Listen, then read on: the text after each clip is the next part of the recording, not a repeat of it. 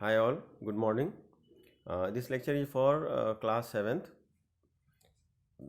respiration in organism.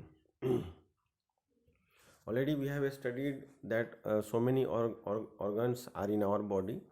We have already studied that so many organs are in our body like respiratory system, then digestion system, then we are having our body flexible with the bone systems. ठीक है. So now in this chapter we are going to study respiration in organism. This is very important chapter, chapter 10.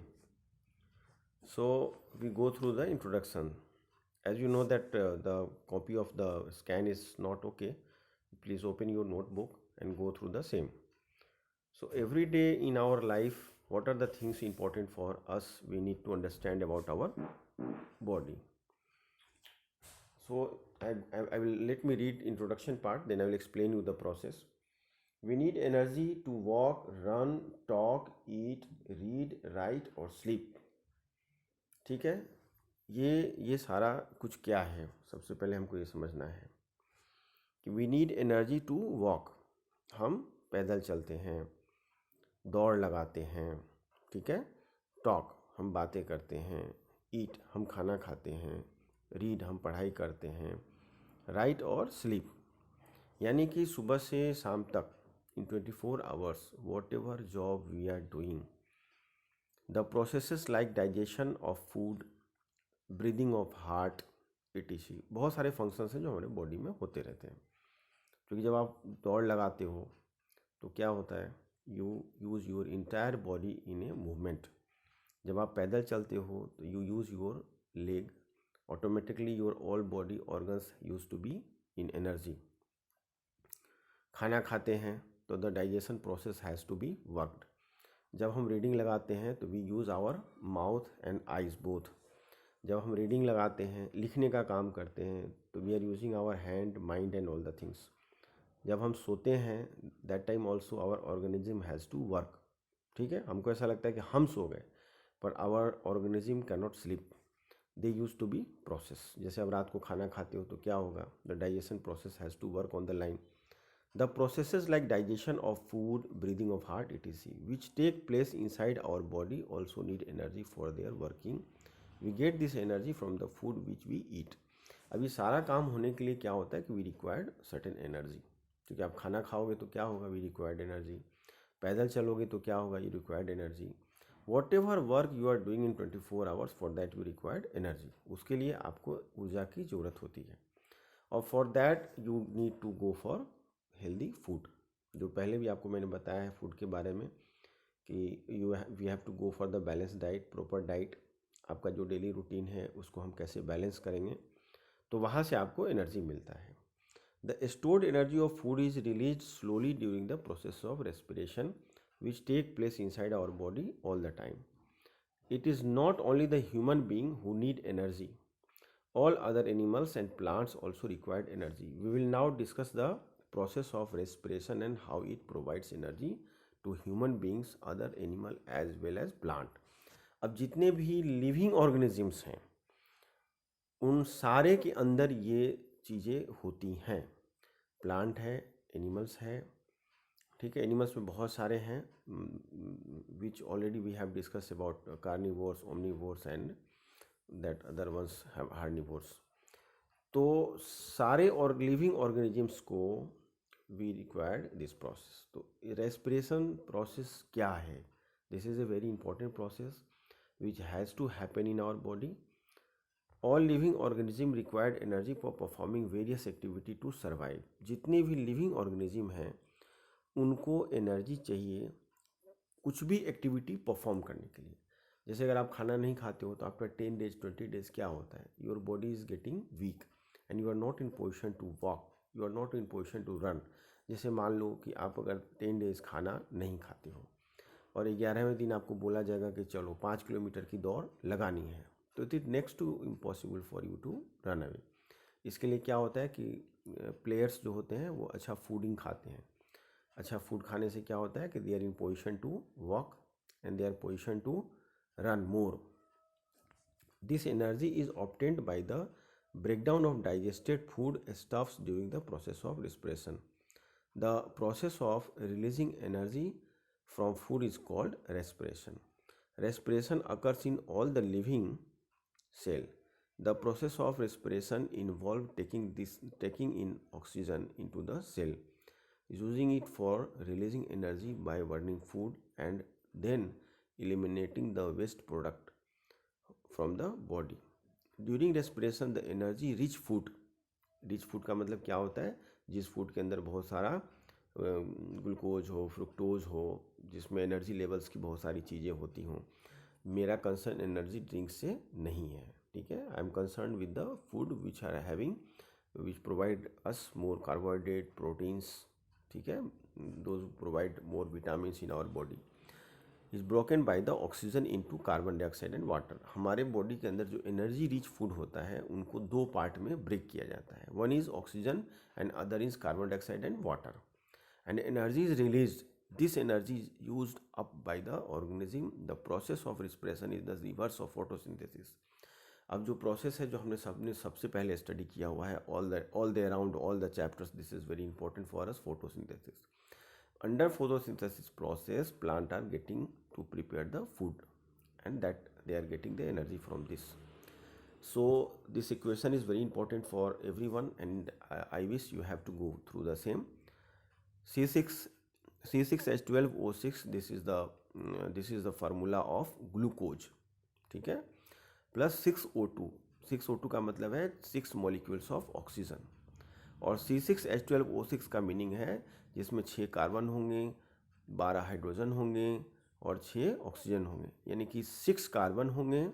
This is the formula is combination of 6 carbon, 12 hydrogen और 6 oxygen plus 6O2, ठीक है, यानी oxygen के 8 molecule होंगे. और अगर atom की बात करें तो 12 ऑक्सीजन होंगे.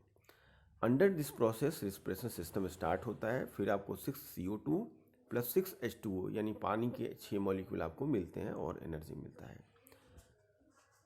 Since the process of respiration which release energy from food take place inside the cell of the body, it is also called cellular respiration. जिस प्रोसेस के अंदर एनर्जी रिलीज होती है, food takes place inside the cell of the body, जहाँ cell में food energy, उसको हम लोग बोलते हैं सेलुलर रेस्पिरेशन. मैं फिर से रीड करता हूँ आपको. Since the process of respiration which release energy from food takes place inside the cell of the body, ठीक है, आपके बॉडी के सेल के अंदर. मैंने पहले भी डिस्कस किया हुआ है टिश्यू के बारे में कि सबसे पहले आपके बॉडी में क्या होता है, सेल डेवलप होता है. जैसे एटॉमिक स्ट्रक्चर के अंदर क्या होता है कि पहले एटम आता है, फिर मॉलिक्यूल आता है, ठीक है, मॉलिक्यूल के बाद आता है एलिमेंट, एलिमेंट के बाद आता है कंपाउंड, ठीक है, कंपाउंड के बाद होता है केमिकल रिएक्शन. वैसे ही हम इसमें बायोलॉजिकल टर्म्स के अंदर देखते हैं कि सबसे पहले क्या होता है कि सेल का बिल्डअप होता है. सेल बिल्डअप होगा तो क्या होगा, टिश्यू बनेगा. टिश्यू बनेगा तो क्या होगा, उससे हमारे पर्टिकुलर मसल्स बनते हैं, बोन्स बनते हैं. चूँकि टिश्यू फिर अलग अलग होता है, बोन टिश्यू अलग होगा, मसल्स टिश्यू अलग होंगे, ब्लड टिश्यू अलग होंगे, उसी हिसाब से फिर ब्लड सेल अलग होंगे. उसके बाद आपका जो बॉडी का मूवमेंट्स है, जो बॉडी का एनर्जी लेवल्स है, this all related to that, तो उसको हम बोलते हैं cellular respiration. The process of cellular respiration is common to all the living organism, human, other animal as well as plant. It takes place in all the cells of an organism. अब ये चीज़ जिस किसी भी organism के अंदर cell होता है उसके अंदर ये सेल्यूलर रेस्पिरेशन होता है. यानी कि प्लांट के अंदर भी सेल होता है, एनिमल के अंदर भी सेल होता है और ह्यूमन के अंदर भी सेल होता है. अब हम आते हैं ब्रीदिंग सिस्टम के बारे में. Breathing can be defined as the means of the taking air rich oxygen and giving out air rich in carbon dioxide with the help of respiratory organs. The taking in of air rich in oxygen into the body is called inhalation. Inhalation, इसको हम क्या बोलेंगे, inhalation. तो आपसे पूछा जाएगा what is inhalation, तो आपको ये लिखना पड़ेगा, ठीक है. इस प्रोसेस में क्या होता है कि breathing can be defined as the means of the taking air oxygen, ठीक है, and giving out the air rich in carbon dioxide is known as inhalation. A breath means one inhalation plus plus one exhalations breathing is a continuous. आप अपनी notebook में देखना, because this cam is not scan properly, no issue, ठीक है, book में देख लेना कि इन्हेलेशन जो होता है यानी हमारे सांस लेने और छोड़ने की प्रक्रिया। जैसे हम क्या होता है, we are taking oxygen, pure oxygen, but pure oxygen तो अभी है नहीं because of the pollution. We never take care about the society and things, because of that the oxygen is being polluted. तो पहले भी आपको हम बताया था कि oxygen is a very important gas for us to live on earth. तो oxygen हम लेते हैं और कार्बन डाइऑक्साइड छोड़ते हैं। इस प्रोसेस को हम लोग बोलते हैं इनहेलेशन, ठीक है। इस प्रोसेस में क्या होता है कि we are taking fresh oxygen and we are exhausting carbon dioxide. अब यहाँ पे एक डिफरेंस बना हुआ है कि differences between breathing and cellular respiration. अब ये जो डिफरेंस है वो ब्रीदिंग और सेलुलर रिस्पिरेशन में क्या डिफरेंस आता है, तो मैं एक बार रीड करता हूँ, then I will explain you. It takes place outside the cells in the lungs. अब ये लंग्स में क्या करता है, it take place outside the cell in the lungs. Lungs में जो सेल होते हैं उसके आउटसाइड्स में ये डिफॉर्म होता है breathing.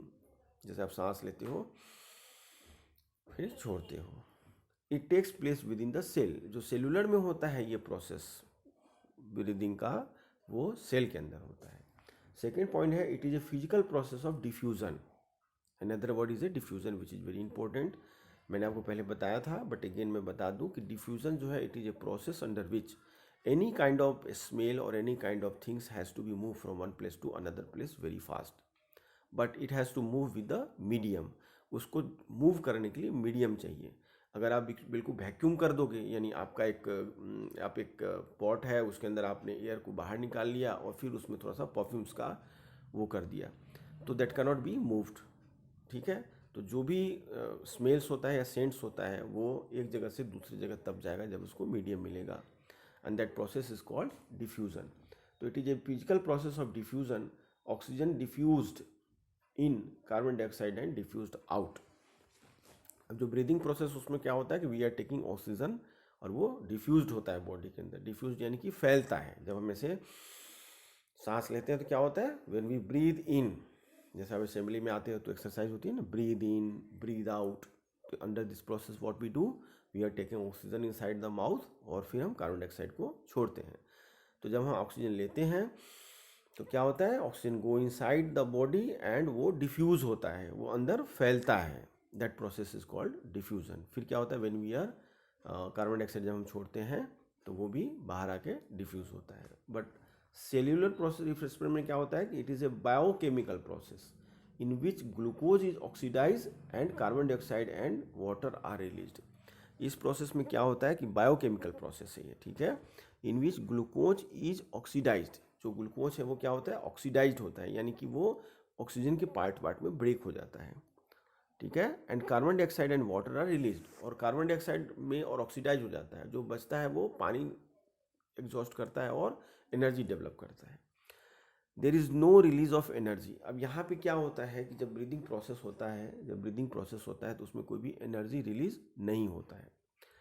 There is a gradual and stepwise release of energy. और जो सेल्यूलर रिस्पिरेशन होता है उसके अंदर धीरे धीरे जो एनर्जी है वो रिलीज होता है, ठीक है।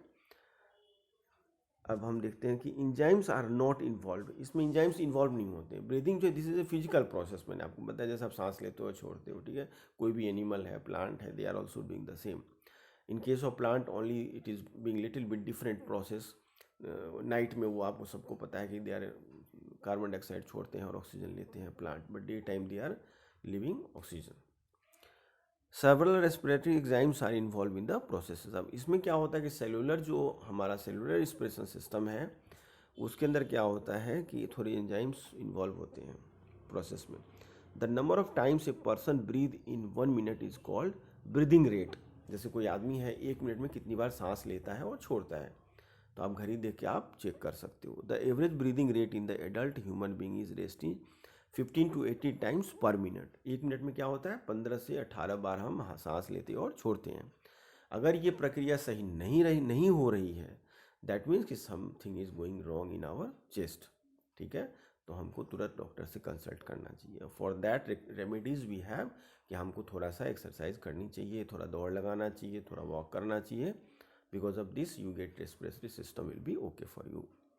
The breathing rate of a person changes according to the oxygen requirement of the body. The breathing rate of a person increase with increased physical activity like exercise, running and water lifting, weight lifting वगैरह. मैंने पहले भी आपको बताया कि जो हमारा breathe in और ब्रीद आउट का प्रोसेस है जो every day you are doing at assembly, वो इसलिए होता है कि उससे आपकी बॉडी का एक्टिविटीज़ बना रहे, सांस लेते हैं और छोड़ते हैं. तो that is the process by which we can have fit and it will help in your lungs fitness. देखो फैक्ट फाइल है which is important to learn for you, और इसको रिमेंबर कर लेना है, आपको लर्न करना है. On the average an adult human breathe in and out 1580 times per minute at rest. Breathing rate can increase up to 25 times per minute during heavy exercise. तो ये सब चीज़ें हैं. अब आप देखो इसमें कहता है कि changes in breathing rate under different conditions. तो breathing rate, name of the classmate, normal after a brisk walk for 10 minutes, after running fast 100 metres. जैसे ये एक ऑब्जर्वेशन है, इसमें दिया हुआ है, यू कैन डू इट और you don't want to do तो इट्स ओके. कि जैसे कोई आपका फ्रेंड है वो रेस्ट के मूड में खड़ा है, तो उस समय जो उसका ब्रीदिंग होगा वो कितना होता है, और आप उसको बोलो तुम जाओ दौड़ो, दौड़ के तेज़ी से आओ, फिर आप उसका ब्रीदिंग देखो तो क्या होता है, वो करने लगता है. ठीक है, व्हाई इट हैपेंड, बिकॉज उसका जो ब्रीदिंग रेट है वो बढ़ जाता है. चलिए अब नेक्स्ट पेज देखते हैं हम. Mechanism of breathing. ब्रीदिंग का मैकेनिज्म क्या है. अब इसका मैकेनिज्म क्या है. We breathe with the help of lungs which are present in the chest cavity. This chest cavity is also known as thoracic cavity. इसको बोलते हैं thoracic, THORA, thoracic cavity. This cavity is surrounded by rib on the side which forms a cage like a structure with rib cage. मैंने पहले भी आपको बताया था कि rib cage is very important part of our body by which we can save our lungs. A large muscular seat called diaphragm forms the floor of the chest cavity. This diaphragm separates chest. ठीक है, diaphragm separates chest cavity from abdominal cavity. Breathing involves the movement of both the diaphragm and the rib cage. Lungs are connected to our nostril through nasal passages. Lungs are connected and windpipe. When we inhale air, it enters our nostrils, passes through nasal passages and windpipe and reaches our lungs. अब ये process है कि how we are breathing. तो देखो ऐसे नाक से हम खींचते हैं सांस, ठीक है, तो क्या होता है कि we are having hair inside our nose. वो क्यों रखा जाता है, why this is being there, because वो क्या होता है, जो भी हमारे डस्ट है ना उनको वो रोकता है. वहाँ से फिर क्या होता है, सांस अंदर हमारे कहाँ पे जाती है, देखो यहाँ पे दिया हुआ है कि this goes inside our inhale, it entered our nostrils. ठीक है, नोस्ट्रिल्स के अंदर जाता है, passes through nasal passages, nasal passage से अंदर जाता है, and windpipe and reaches our lungs. Windpipe का बहुत बड़ा रोल होता है. By this windpipe it goes inside our lungs. ठीक है, अब देखो इसमें प्रोसेस है इनहेलिंग का. इनहेलिंग प्रोसेस को मैं रीड करता हूँ, then I will explain you. During inhaling the rib cage move upward and outward while the diaphragm moves downward. The movement increase space in our chest cavity and the resolute pressure inside chest cavity. The air outside nostril which at higher pressure the rushes into the lungs and the lungs get fitted with air. अब देखो ये process है, जब आप सांस खींचते हो तो आपने देखा होगा आपके चेस्ट में थोड़ा सा हवा भर जाता है. उससे क्या होता है, your chest size use to be increase. जैसे आप आर्मी में या कहीं भी सिलेक्शन होता है तो क्या होता है, सांस फुलाओ, आप फुलाते हो तो उस समय जो साइज होती है वो, this is called that there is a 2 inch difference will be there. तो ये एक प्रोसेस होता है. अब देखो एक्स इनहेलिंग की मैं बता रहा हूँ.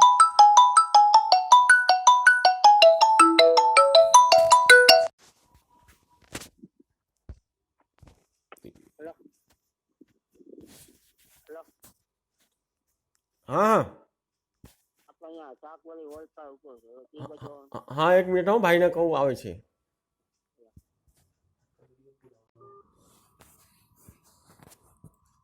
Sorry, I got an important call.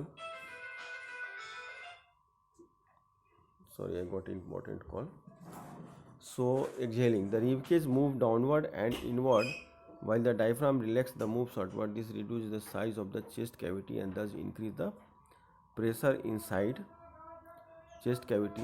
This pushes the air out of the lungs. This breathing movement can be easily felt in our body. Take a deep breath while keeping one hand in the middle of chest and the other hand on the abdomen. You can easily feel the movement of and expansion of your chest cavity. तो देखो, this is very important one, और ये chest का photographs है, ठीक है। तो अभी इस चैप्टर में हम लोग इतना ही रखते हैं। Again in next part we will go through the same. चलो, थैंक यू।